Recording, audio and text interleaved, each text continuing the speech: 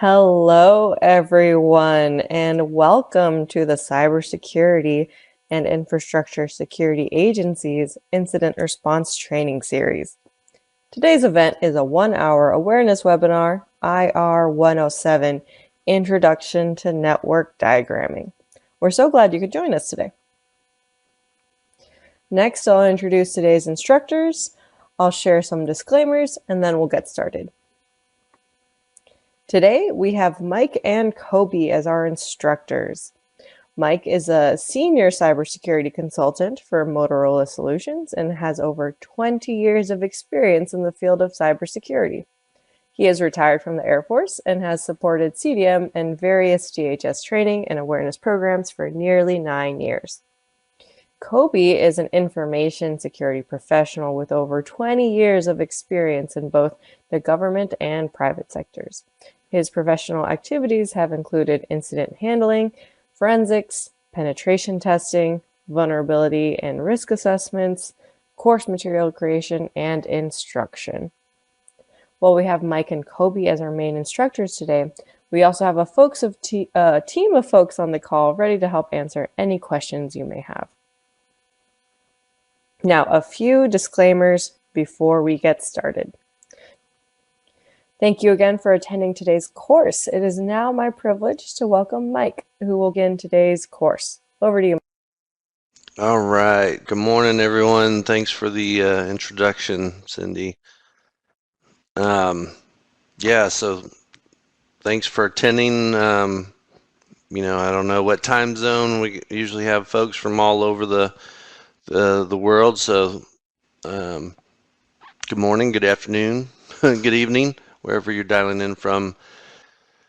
Okay, so today's agenda, here's the kind of what we're going to go through. So we'll briefly cover the objectives, explain topology, cover the differences between logical and physical topologies, and as well as talk about some of the common ones that you'll see, some of the different architectures that you might notice as well. And then we're going to walk you through kind of our 7-step process to creating a diagram, and then we'll conclude. So course learning objectives, I won't read all these off to you, but the main thing is again, this is an introductory course, and we want you to walk away from here, if you see a network topology diagram or network diagram, you know what you're looking at. So that is that. And now I'm going to hand it over to my co-facilitator, Kobe, to start us off with kind of defining what network topology diagrams are. Over to you, Kobe. Appreciate it, Mike. Thanks for the opening there. And thank you, Cindy, also. So what we're going to talk about is basically what is a network topology diagram, or we may just refer to it in a shortened version of network diagram. It's come a long way in the past couple decades as network architectures have changed. If you're seasoned enough, like I am, then you do remember the day when we had a router and a firewall and an internal network and maybe some DMZs or maybe some VLANs segmented and controlled. But today is very different. We have wireless networks, we have cloud networks, we have all sorts of different architectures out there that nobody uses one exclusively. So it's just kind of a collection of different strategies we use for whatever solution we need to. We have remote access points, third-party connections to vendors or providers. So in short, everything's much different today than it was previously.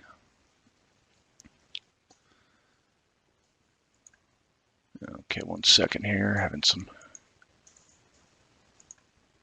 There we go. All right. So here's an example of what some of us remember from like legacy architectures, and this may even reflect some existing small office networks or maybe even home networks. So the edge used to be much easier to define. And when I talk about the edge, I'm talking about the firewall, router, and internet. Um, and we used to just be able to focus on managing everything within our physical boundary control, which includes these components. And when we used to access network devices and services, users really could only physically connect to the network from the network boundary. So, over time, however, like I mentioned, everything shifted from being strictly physical and on-premise and fully within our control to being more logical, where networks and information could be virtually, anywhere in the world or even in space. So modern networks now include cloud and third-party services.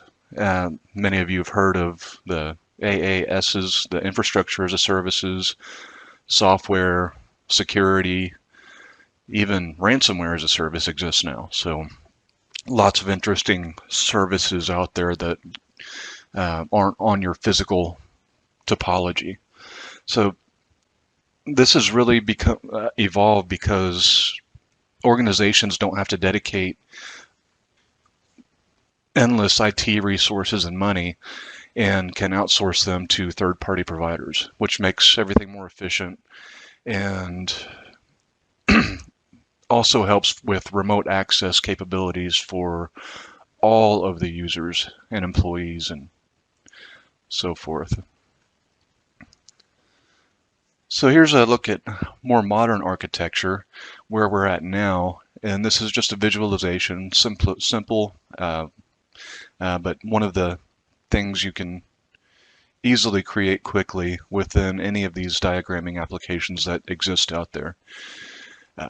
So some or maybe even all of our data, as well as your network resources likely reside somewhere outside of your physical boundary, so outside in the cloud.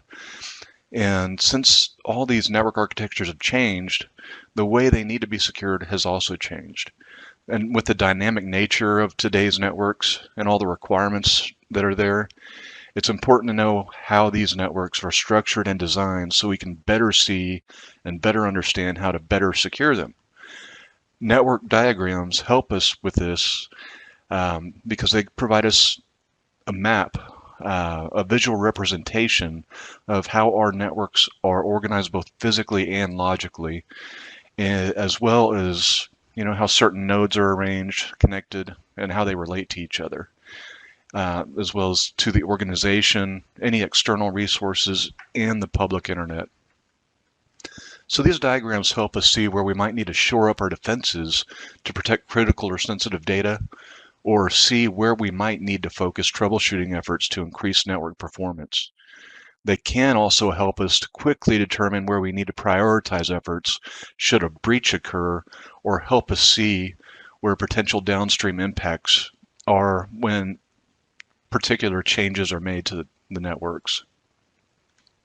So I did briefly mention about the use of diagrams in a breach. And I'm going to go ahead and let Mike explain why that's so important. All right, thanks, Kobe. So, yeah, breaches, that's an important topic. This is an incident response series that we're teaching, and we do have an IR incident response playbook course coming down the pike shortly. But yeah, so as Kobe's mentioning, our complex network architectures, it's super important to maintain current and accurate topology diagrams. One, because it's challenging with the size of our networks and everything. But yeah, if we have an incident response for those incident responders to be able to locate and cordon off where the intruders might be. But these diagrams help with that insight, to where our critical assets are, where sensitive data is processed, stored, and transmitted, as well as to identify those systems that are directly and indirectly associated with those assets. Sometimes you might hear that referred to as the cyber terrain.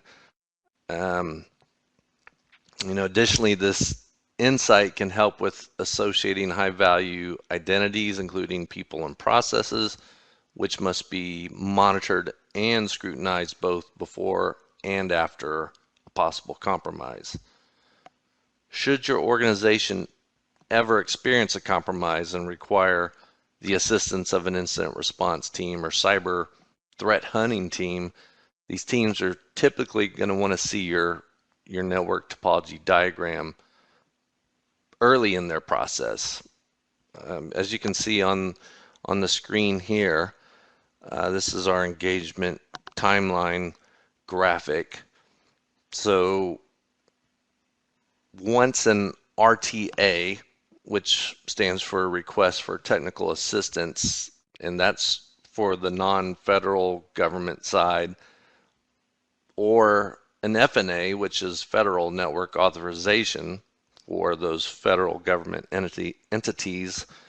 If they have that in place, once that's all verified, signed, approved, then the teams are going to come in and they're going to want to gain that understanding of your environment or the cyber terrain, right? So to facilitate and expedite the process, they want to see your diagrams. Hopefully they're up to date and accurate. So Kobe mentioned it earlier. We say network diagrams, but sometimes you also hear it referred to as network maps. So that's good to keep in mind. Also, just as a side note, one of our training team leaders used to work on an incident response team, and based off of his experiences going out there and not seeing, or this being an issue with organizations not having those current and accurate topology diagrams, it was hence the idea for the creation of this course. So needless to say, not having a network diagram will or can and will significantly delay those response and recovery efforts. And that number on the top right, the 277 days, that's from, we got that from IBM's cost of a data breach report from last year, 2022. So that's the average time to identify and contain a breach, which is actually down 10 days from the previous year. So the takeaway here is that any delays in the process, like not having a current and accurate topology diagram, can potentially cost an organization millions of dollars. All right, so I'm going to hand it back to Kobe now and to talk about the differences between logical and physical topologies. Thank you, Mike. And just an aside, I was involved in incident response for a major healthcare organization a few years ago, and they spent at least 2 or 3 times what they would have had to spend to hire us to investigate the incident, because we had to require so many more hours to discover the network. They had no network updated network diagrams, so we spent lots of labor hours doing that for them, when they could have just, if they would have stayed on top of it, would have saved a lot of effort and a lot of money. So like I mentioned earlier about logical and physical topologies, this is an example of logical. And here we don't see individual systems. Some of these may be clusters. Maybe this is a firewall cluster, not just a single firewall, but it's a logical representation of an environment. And we do see the network addresses here, internet, router, and so forth. So it's important to have all different types of details and different levels of detail and different diagrams. And we'll go more into that as we continue. And here's an example of a physical. And physical topologies or diagrams can go into much more detail than you see here. You can actually have like power requirements for a rack,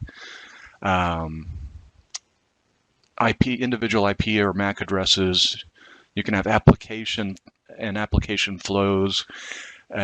So the sky's the limit, really, where how much detail you want to go into. But this example is basically showing you individual endpoints from the wireless network to a server network, one type of ring network on the bottom left here, and then voice over IP networks.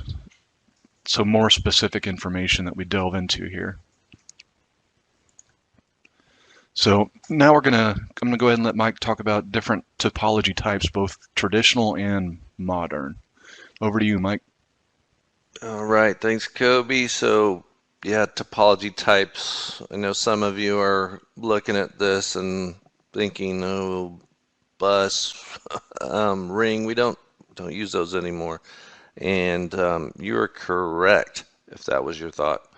So bus and ring topologies are serially connected networks that are rarely used because the main reason is they are prone to a single point of failure, or in other words, they lack redundancy. If there happens to be a break in that line or the circle, then the entire network is rendered useless. Nowadays, though, thanks to the advent of Ethernet switches, modern networks mostly use star and mesh topologies. The star topology uses a hub or switch to connect to various devices or networks around it, and all data must pass through the hub or switch to get to those devices. In a mesh topology, all computers and network devices are connected to one another and can connect directly to one or more other nodes in a non-hierarchical manner. This topology provides the most redundancy of all the topologies, translating to high availability. And you'll most commonly see this topology used for wireless networks. Now, these four main topologies can be combined in any number of ways, and the combination of at least two of them form what's considered to be hybrid topology. And hybrid topologies are typically what you find in larger networks because they can help improve performance while also reducing confidentiality, integrity, and availability risks. CIA triad, right? Reducing those risks associated with using only a single or versus using only a single topology. Now, before I hand it back over to Kobe to kind of talk through some of the architectures, I want to go ahead and bring up our first polling question. And as I mentioned, it's just going to pop up on the screen here. And there's no submit button, just select the right or what you think is the right response. And then here in a minute, I'll broadcast the answers. So yeah, what is the network diagram? I'll give everybody just a couple seconds.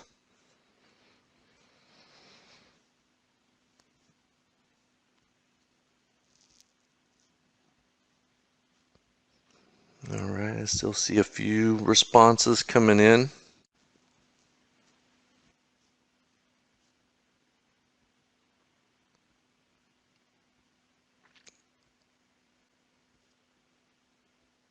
All right, okay, we slowed down enough. Let me go ahead and cover it. So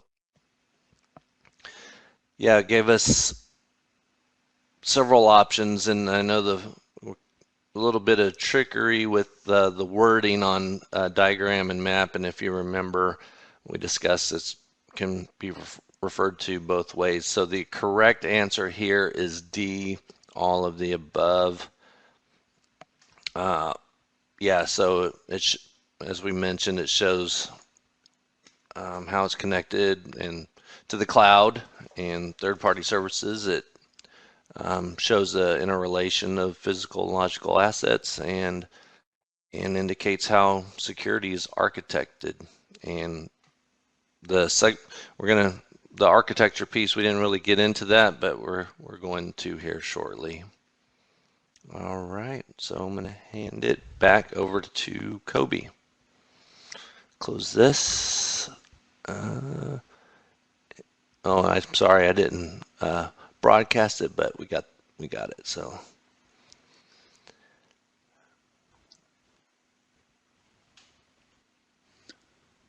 All right, on to talking about a little bit about different architectures.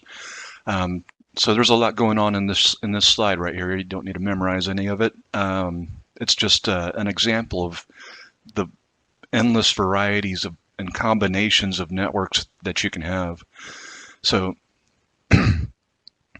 yeah, architecture is a common term, and in networking, it refers to the complete design framework of an organization's network that includes everything all the way from physical and virtual hardware, software, communication protocols, and wired or wireless data transmission media. Depending on the size and scope of your organization's network, there will also be multiple layers of logical and physical diagrams associated with them, and may include, but are not limited to, like I briefly mentioned earlier, server rack diagrams, wireless network diagrams, physical network layout, web application, VPNs. The more complex a network is, the more difficult it's going to be to manage and locate problems. So if you do have these diagrams that illustrate your architecture, then that will be of great help to you. So before we can create diagrams, of course, we have to know what we're diagramming. That's where asset discovery and mapping come in. So asset discovery and similar scanning tools help us find devices connected to our network and allow us to see and manage our configurations and authorizations, but they don't always provide the complete picture of how these devices fit into the overall architecture schema. So that's why mapping is highly beneficial, because if we can visualize it, we can better understand. So these types of tools typically provide both an asset scanning capability as well as a detailed map of your network. Having both these capabilities in one tool allows us to visualize how and where devices are connected and how they relate and communicate to other devices, including our HVAs, or high value assets. And HVAs, if you aren't familiar with the term, they're assets that maintain and store information that's critical to the organization's mission, such as essential operational mission information, or other valuable information like PII, personal information. So knowing where these assets and data are and how they're accessed are key to adequately designing and implementing appropriate safeguards that are commensurate with the value of what you're trying to protect. They are a variety of asset discovery tools available to choose from, and they all offer varying capabilities and cost models. So, but before you do select an asset discovery tool, there are some important questions that you need to really consider. How does it work? Does it use active or passive scanning? How difficult is it going to be to install and maintain? Will it interfere with other activities? What's the scope of discovery? Are we going to have every single mobile device in our diagram? Probably not. Or every single laptop and workstation? Probably not, unless it's a requirement. Auto discovery, does it do auto discovery? And once again, what's the scope of the network? And will the tool require client software or agents installed on the endpoint devices? And also, will it monitor endpoint usage? So all those are questions, not all the questions, but some of them. And let's see a couple chats here. Yeah, good answers. Those are all very capable tools. Can't endorse any of them, but I do have my personal favorites. All right, more on asset discovery and mapping. It can be very complex or simple, depending on your needs. So you need to consider, once again, the size and scope of the organization. And these types of tools can range from being very simple and manual to complex and fully automated. For example, some organizations might only require a simple map created on a PowerPoint presentation, while others may need more automated discovery and mapping applications to help them out. Larger networks usually have just far too many assets to manage and via a manual process, and often in a constant state of flux. So there are constant changes, too fluid of an environment. Thus, that requires a more feature-rich and powerful scanning and mapping tool. In general, organizations make their selection based on the complexity and size of their network, as well as their budget considerations. So needless to say, it's nearly impossible to know what needs to be protected without a comprehensive solution that can help to identify all of the assets on your network. So we'll briefly look here at just an example of data flow and storage that also needs to be considered for any new diagrams that you create or to insert into existing diagrams. It's very important to understand how your data flows through your network across the assets. So data flow is generally expressed as either data in transit or data in motion, or data at rest, and refers to the movement of data through a system composed of software, hardware, or a combo of both. Data flow, when displayed on a diagram, can help you visualize the data on your network and the routes your more sensitive data takes, including where it's actually processed and where it's stored. So not only should you understand the movement of your data throughout your network, but you also need to know how it flows to and from systems outside of the network. These external systems, like mentioned before, could be third-party cloud services, websites, partner networks, vendors, etc. So when data flows are accurately captured in a diagram, it can help to quickly determine where security controls are needed or where they need to be modified or improved. So along with determining and annotating the network data flows, we also need to consider where data is stored, where we have the data at rest here. And depending on the sensitivity of that data, enhanced protection measures are typically employed for both in rest and in motion. Again, keep in mind that data is sometimes stored outside of your network, such as in partner file systems or cloud service storage. The use of diagrams can help you better understand the state of your data, and with security in mind, it can help you determine where to implement cryptographic or other protection mechanisms in order to keep that information secure. So that being said about data flows, we're going to take a look at this slide here showing network entry and exit points.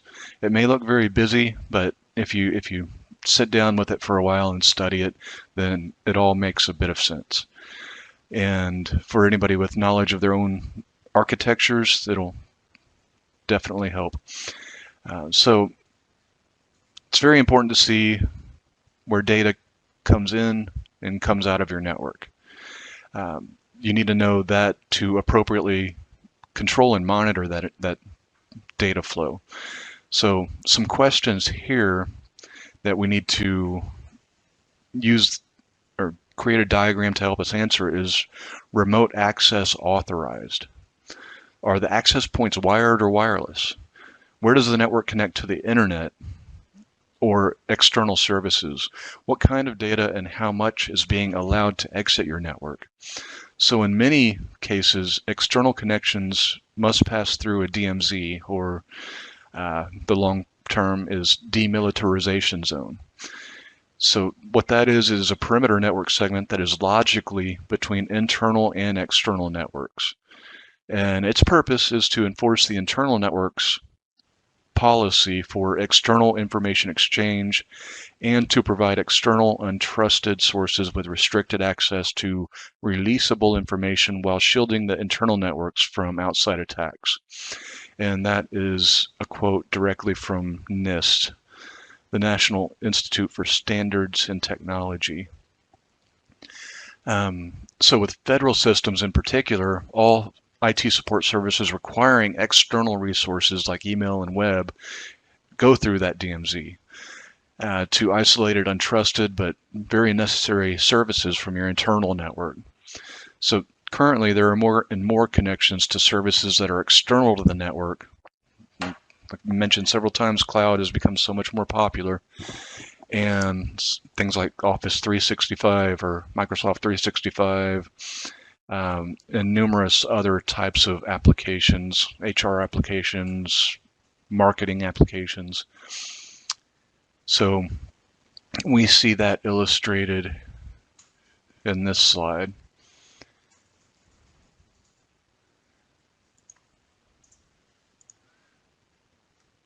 All right, and what we're going to go to next is segmentation, which kind of ties into everything else that we've been talking about.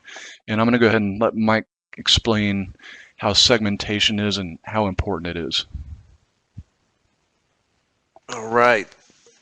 So yeah, segmentation. So the risk of compromise greatly increases if you have a network where each node can directly connect to other nodes on the network without explicit access control. And you'll commonly hear that referred to as a flat network if that's the case. And if you have a flat network, if a malicious actor was to gain access to that unsegmented network, then they're able to move laterally through these often uncontrolled and unmonitored channels very easily. With a segmented network, though, which when it's segmented, it compartmentalizes sections of the network into various protected areas or subnetworks. And each of these protected areas have additional security and access controls that are tailored and applied according to the sensitivity of the data being protected within that segment or its segment. The benefits of segmentation are numerous and can include improved operational performance, limited cyber attack damage from cross attacks and privilege escalation, increased vulnerable device protection, and reduced scope of compliance responsibility. So it's good to have segmented networks. Data flow, entry and exit points, and segmentation that we've just covered, those are all key cybersecurity focus areas for you to consider when you are creating and designing or even assessing your current network security architecture using network diagrams. So with that, looks like I need to hide my captions. There we go. We're going to talk about our 7-step process for creating a diagram. So now that we have an idea of what network diagrams are, why we need them, what they're used for, and as well as we understand some of the common network security principles used in architecture designs, now we're going to show you how to create a network diagram. As another side note, these steps were created by our training team to help methodically organize our training material and drive home the main points we wanted to share for creating a network diagram. So, you're not going to research and find this out there anywhere, so just keep that in mind. But before we discuss this first step, just want to pull up another polling question here.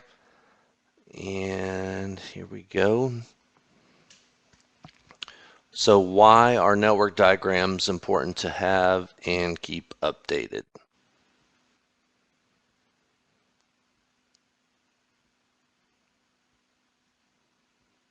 And as you're answering, I guess I'll read through the options.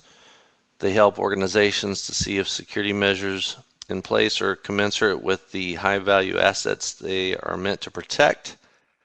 They help reduce the response and recovery times by incident response teams. They help with troubleshooting general network performance issues. And yeah, looks like everybody's got the idea, so I'm going to go ahead and broadcast. But yes, the correct answer is all of the above. So, all right, great job, everybody. And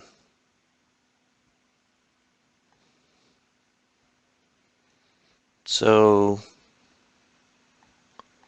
our first step here, and we've kind of already talked through this, but we need to know what's on our network. We need to identify and produce an inventory list of our network and components. And this can be got or produced from an automated asset management system or manual processed, like we discussed earlier.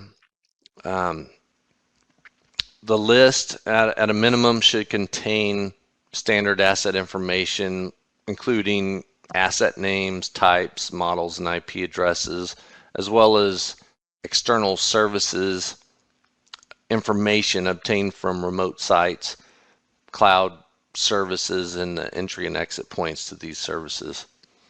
Whether the inventory list is generated automatically or manually, it's essential to confirm that it's accurate, because an incomplete list is going to make your diagramming process more challenging and less effective if you don't know what you have or what's on your network.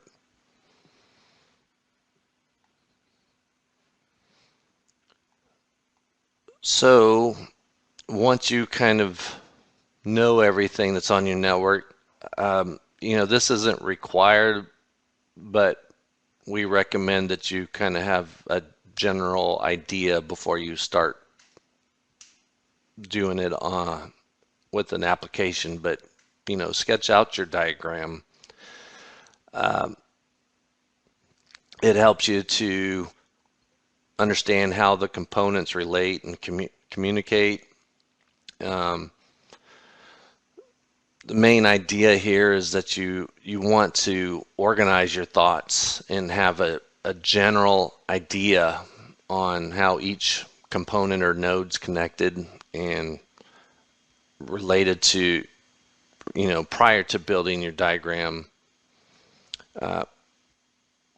Just keep in mind that, when you are sketching, you don't need to include every component in your sketch or even your actual diagram, because they can be grouped by functionality or location, etc.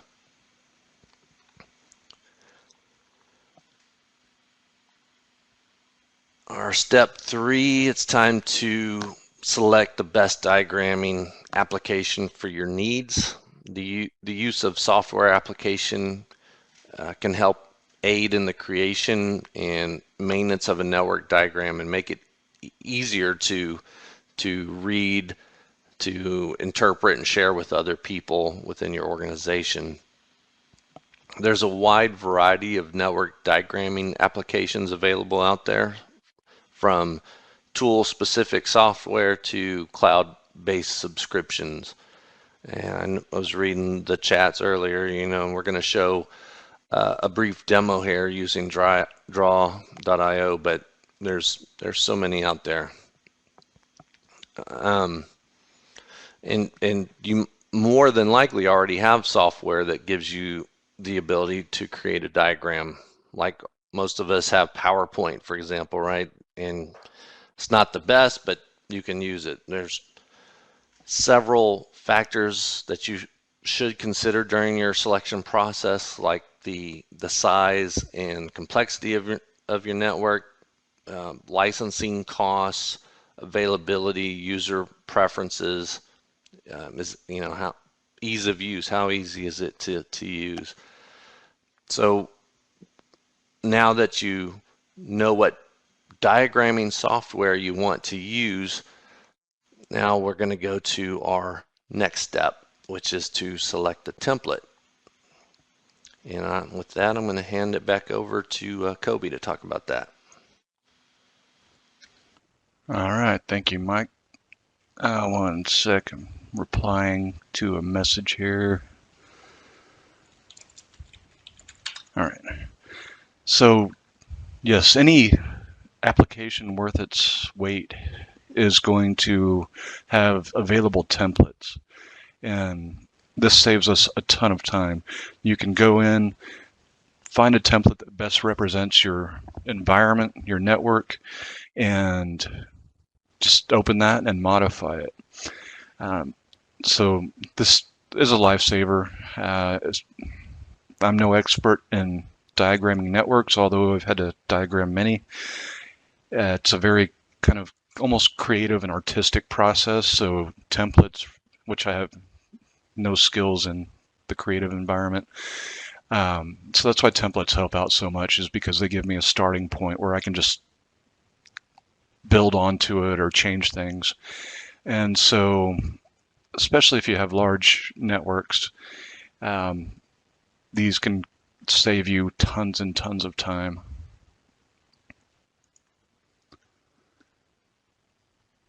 So step 5, we're going to build the diagram. And like Mike briefly mentioned, for me, it's always helpful to, once again, I'm a little bit seasoned. I like to create my diagrams on paper and by hand and draw it out, and just to get a basic starting point before I start wearing out my mouse. And so at step 5 here, we're assuming that we have an inventory, a list of our inventory, a sketch of our diagram, and an application to build the diagram, and a template, hopefully. You can start building this with components and connectors to convey a visual representation of your work. This template provides a starting point by including common network symbols. So once again, you don't need to memorize any of this, but just showing you what's available. The components denote physical entities or the relationship between entities. And for the relationships, we use special connectors. So over on the far left, you see lightning bolts. Other places you see solid lines. Sometimes you'll see dotted lines. So these are not, there's no standard set out there that the industry uses as a whole. So what's important is to keep it consistent within your organization so that somebody can open up multiple diagrams and see that we use consistent connectors for different purposes and different symbols for different purposes. So what I'm going to do now is go ahead and play. I pre-recorded a demo video and sped it up quite a bit, and you should be seeing that soon, and I'll talk our way through it here. I sped it up by 2. And this is using draw.io, which has a web interface and a downloadable application. And what I'm doing here is, if you see it in the upper left, and you can go back and download this video, I'm typing in what I'm looking for so I don't have to scroll through hundreds of different icons. So I went ahead and selected every component I know that's going in this diagram, and they're all stacked up in the middle here. And from there, I just drag and drop. So I'm dragging and dropping here. And the next step will be, labeling these components and inputting the connectors. So this is a very basic example. So up here I have the internet. So once again, I'm being very efficient here, just creating text boxes and copying and pasting multiple text boxes to save me time. And then I just go modify the text and then drag and drop to each component that it's commensurate with.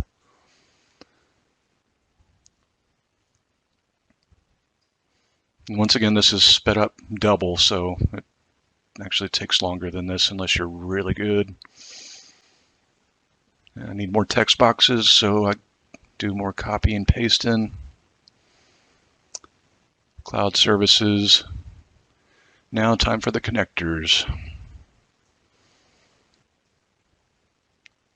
And for the wireless connector, I chose a dotted line just to differentiate it. And then I have a more fine dotted line. It's a little bit different than this one for anything outside of the network.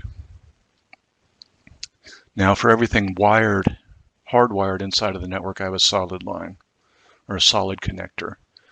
So, and as you see here, I have my router as the central component that everything internally is connecting to. Yeah, and if you're OCD like me, that's to me is the hardest part is the lines and getting everything to be straight.